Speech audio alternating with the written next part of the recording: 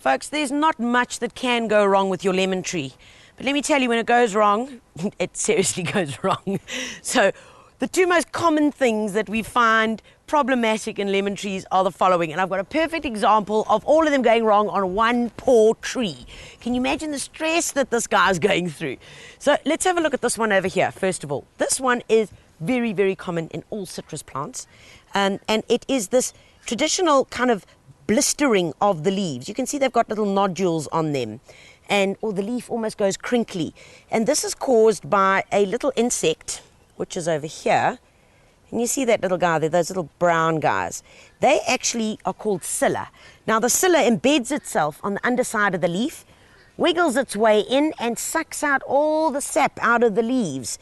And as they're doing that, so they form these little blisters. The way to get rid of it is by spraying it. And you need to spray it with something like Complete 350. You can also use natural insecticides, but please, whatever you do, when you go to your local garden center, make sure that you ask if it can be used on edible crops. Remember, there are lots of insecticides out there that you could spray, but they're not going to be all for edible crops. So just make sure that it's either for veggies or for lemon trees. Very important. Now, when you're spraying, also very important to ask for a wetter. A wetter you mix in with the insecticide and then you spray it. The wetter helps to spread the chemical over the leaves and over the little hohos, so to smother them. Kind of kills them quickly.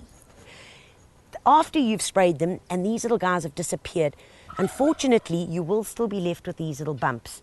But what is important is that you keep it up, because the psylla, as you can see, is only attacking the young foliage. It never goes onto adult foliage like this. It's just not juicy enough.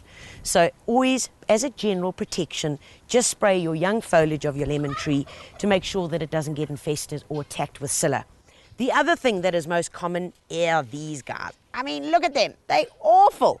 These are called aphids, and aphids take on various colors depending on what sap or what plant they're attaching themselves to.